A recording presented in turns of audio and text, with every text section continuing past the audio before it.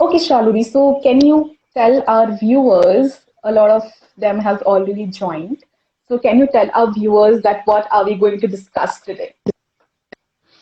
So today we have a surprise. Today we are talking about mind. This is a study from Mind Sciences.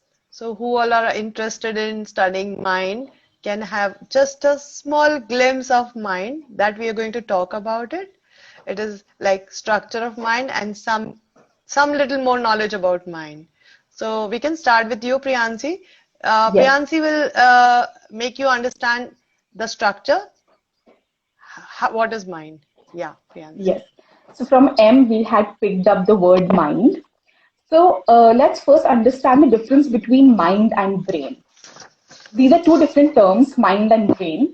Brain is the hardware, okay, and mind is the software. Software. So, like we say that software is something we cannot see, and hardware is something we can see, right? These are two different terms, mind and the brain. Often people confuse them as the same. So they are two different terms. Now we're going to talk about mind today. So when we talk about mind, mind is a big ball of energy, which is 12 feet in diameter and whose center is in the pit of our stomach. Okay. So we'll show you a 2D image of the mind. Okay. So that is like, yeah. I hope that's visible, right? So that's like a So 2D image of the mind, this circle, okay? So the mind is divided into two parts, the conscious mind and the subconscious mind. So I will be discussing about the conscious mind and further details will be given by Shalini, okay? Now, when I talk about the conscious mind is 10 to 12%, like you can see Shalini is holding. The first part is called as the conscious mind and it is 10 to 12% of our total mind. Now, this mind helps us to learn, to think, to reason, to analyze, to make decisions, and to execute them. Okay? And then again, think, reason, analyze, make decisions, execute them, and this cycle goes on. Thinking, reasoning, decision making, execution, then back to thinking, reasoning, and so this is a cycle that keeps going on, right? And here, when we say that I overthink so much, so this is where you actually start overthinking. Your thinking gets converted into overthinking, right? So, when I talk about the conscious mind, I've told you already what all things are done by our conscious mind. Now, when I talk about the conscious mind, like you can see, I hope it's visible, we have here a dotted line. Okay. We have here a dotted line, and this is called as the conscious critical filter. Okay. This is called as the conscious critical filter. Now, as we understand by the term filter, filter is like a chutney, okay? It's like a chutney, it filters out information. So, when we talk about this filter, what happens in this filter is um, there are a lot of information that is going in our mind. When there is a lot of information going in our mind, it gets affected through our seer, okay? Now, when I talk about the seer is uh, sphere is your social, economic, educational, and your religion. Okay, so these are the four factors by which our critical filter gets affected. Now, when I talk about the social, so basically, social is the family that we live in, the people we live with. Then education is what kind of education you have, what kind of exposure do you have. Economic is basically the economic status, and religion is whatever religion or caste you belong to. So this decides, this fear decides the rules that we have. This is wrong for me. This is right for me. Stealing is good. Stealing is bad. So this is where we learn that what is right, what is wrong. We decide for the rules of our life. And then when we decide for these rules of our life, it creates a belief system, right? It creates a belief system, and that moves to the judgment that we have for ourselves, for the people around us. So this is just like that we discussed earlier as well. If I'm wearing a blue lens, I will see everybody with I will see everybody in blue. So this is what is critical filter. This is what lies in the critical filter. Now, what happens here is whenever we sleep, okay, or whenever we meditate, the information gets transferred through the critical filter to the subconscious mind. Right now, when this gets transferred, okay, I'll tell maybe later what happens there. Maybe Shaludi, you can first explain what is subconscious mind, and then maybe we'll talk later that what happens when the information gets entered there. Right? You want to add something to the conscious mind? You can. No, yeah, I will add accordingly when I need it. So we start. So the other part of the brain is the subconscious mind. The conscious mind is just the 10%, and 90% around is the subconscious mind. So this mind is actually looks after the survival, and it is 6,000 times more powerful. Any information that gets through the conscious mind and to the critical filter is stored in the subconscious mind. And any emotion that you feel, it is stored in here with that relevant information. It is stored in the form of emotions. And so it is like any problem. Yeah, these are like files. So you can see I have made them. One is anger file, one is happy file, or one is sad file or a fearful file. So these are the emotion files that are there, and any relevant situation, similar situation that a person get through in a conscious mind is stored into that similar emotion file, and it gets in there and it is stored there for life. These emotions, these files are, you can say, as read and write. You can rewrite them. If you want to change the emotion in your life through therapy, you can change the emotion and make it to the other emotion. So these are in the subconscious mind. In the subconscious mind, there is another, this holds the modern memory of this from when the child is not even born, like 4th day of the 4th month, the subconscious mind starts building up, and all the memory from that day on is here. And the memory before that is stored in the primitive mind. This is primitive memory here, which is around 10% of the subconscious mind. And here all the memories are stored from the past events, past lives. Any phobias, any fears, those are here. All the illogical reasons have logical reasons over here. So this area, it is, because it is from the primitive mind, means it is like the lineage or the ancestral lineage that is being carried on, and so the learned responses like the fears and the phobias are also here in this primitive mind, and even the fight and the flight response, because as we know that we became humans, but before humans we were in the chimpanzees or the ape race, right? So they used to have these fight and flight responses. They fear of height also, and these were like survival instincts already there. And we are born with these survival instincts. Even the small child who is not aware about anything, if you play a loud noise, this child will get frightened. It means these memories are there. The child is born with these memories. You want to add more on this, Yeah. Priyanshi? Yeah, so like as Shaludi explained, that subconscious mind is 88 to 90%, so it is 6,000 times more stronger than our conscious mind, because our conscious mind is having only 10 to 12%, and subconscious is 88 to 90%, hence more, what do we say, stronger than the conscious mind. And like we already explained, it looks after our survival, our feelings. This is what our subconscious mind does. Adi, can you explain any example about the subconscious mind where we are talking about these files? Like any example where we can talk about that, how these emotions get attached? Yeah.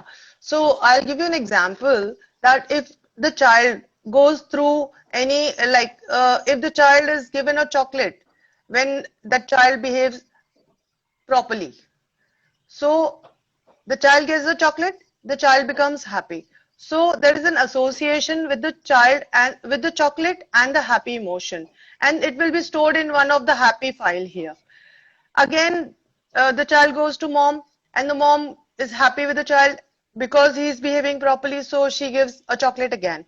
So again, the chocolate has an association of happiness, and this will be stored here. So whenever the child was happy, the child will want to eat the chocolate. Or if the child is eating the chocolate, the child feel happiness.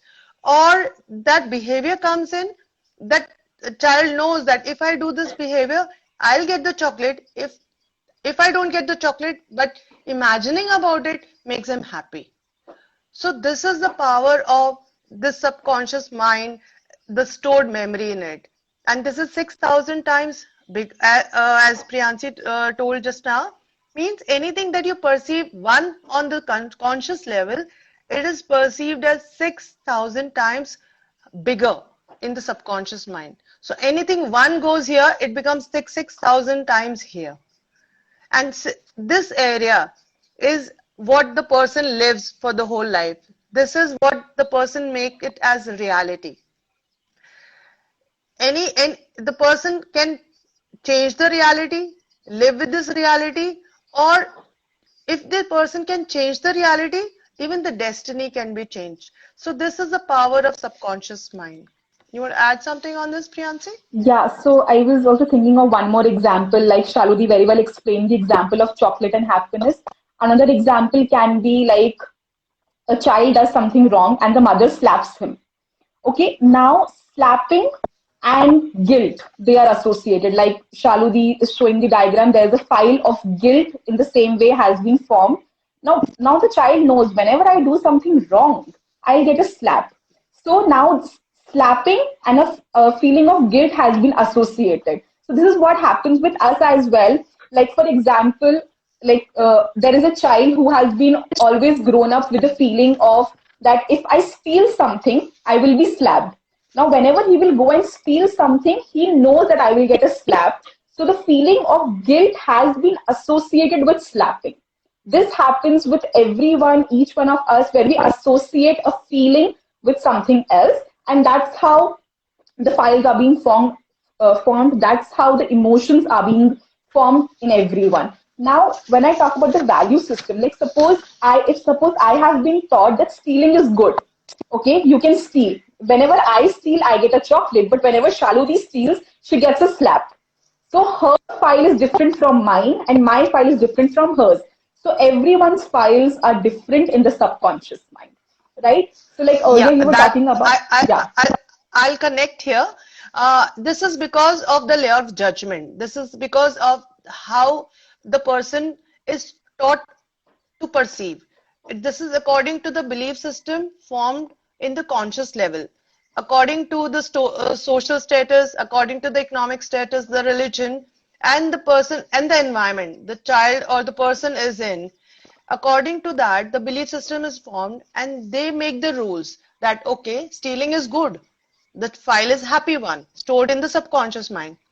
If the judgment is made that stealing is bad, the file is stored in the subconscious mind as something wrong with the file of guilt that we should not be doing it again.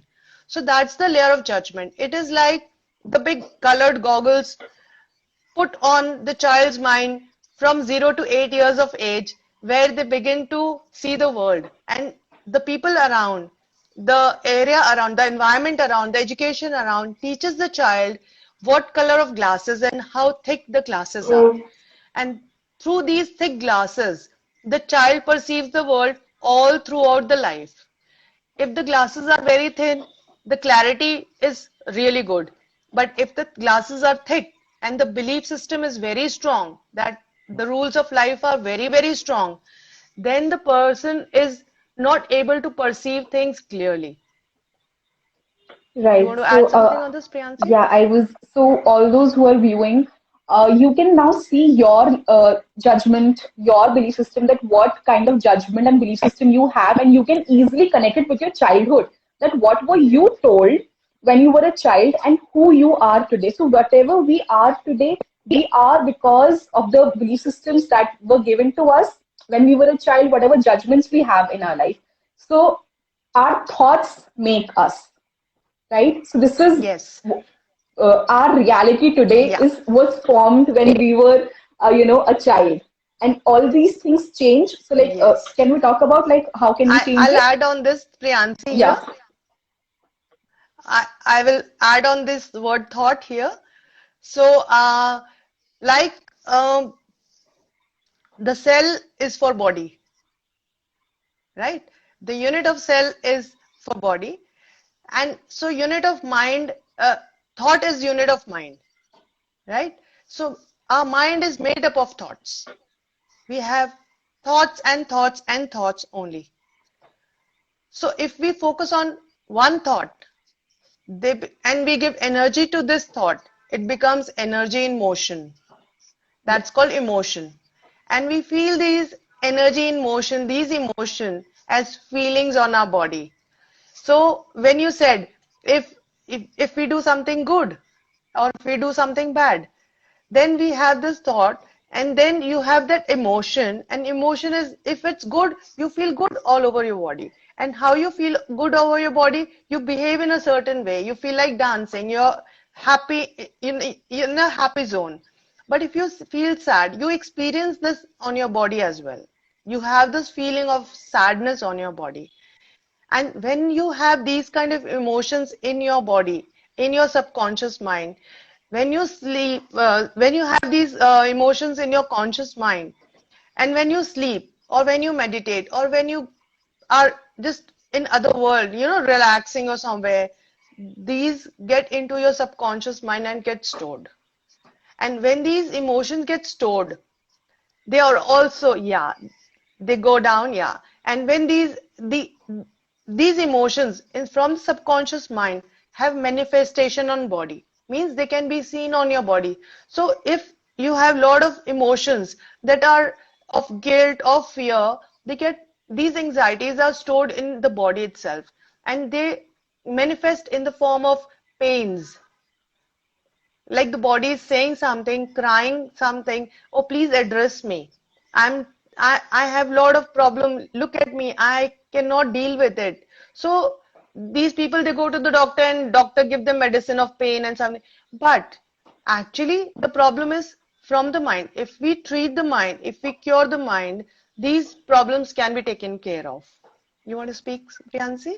yeah. So what you had said, I wanted to add to that, that like how can we change our thoughts? Like you talked about that they become emotion. How can we, if there is someone who is wrapped in the loop of overthinking or negative thoughts, how can we actually bring a change into that? So like we said, when our conscious mind gets bombarded with thoughts, okay. Now, suppose if there is someone who is having lots of negative thoughts, now what that person is doing, those negative thoughts are going in the subconscious mind, and accordingly, it's getting 6,000 times stronger, right? But if you have positive thoughts in your mind, okay, but you have positive thoughts in your mind, so the positive thoughts will go in subconscious mind and become 6,000 times stronger. So, to convert your negative thoughts to the positive thoughts, what we can do is we can, start the practice of affirmations. Affirmations are basically sentences that are spoken for like 21 days in a line every day. So they like it is said that if you will speak these affirmations either before sleeping or while meditating, they will move to your subconscious mind. Like we already told, like that how your thoughts are going from your conscious mind to the subconscious mind. So when you meditate or when you sleep, this critical filter breaks. Now, if you will say those affirmations, those positive sentences, they will go in the subconscious mind and become 6,000 times stronger. This is the, what do we say, beauty of affirmations that can change your life. I have seen that personally on me, and I'm sure, Shalodi, you have also seen that on yourself. So this is the beauty of affirmations. If you Yes. want to change the way you think, the way you are, what are your thoughts, what are your emotions, affirmations are a beautiful way you can change your thoughts, your life actually. Yes, you want to add something? Yes, yes. Surely, because if we practice affirmation for good 21 days, it is like taking a pill evening and morning. it is the same way. So if you practice affirmation for 21 days without a break, they form a big change in you. After 40 days, they become a habit. And if you keep on doing it for 90 days, there is a DNA change. So it is such powerful. It is like when you, I can give you this with an example.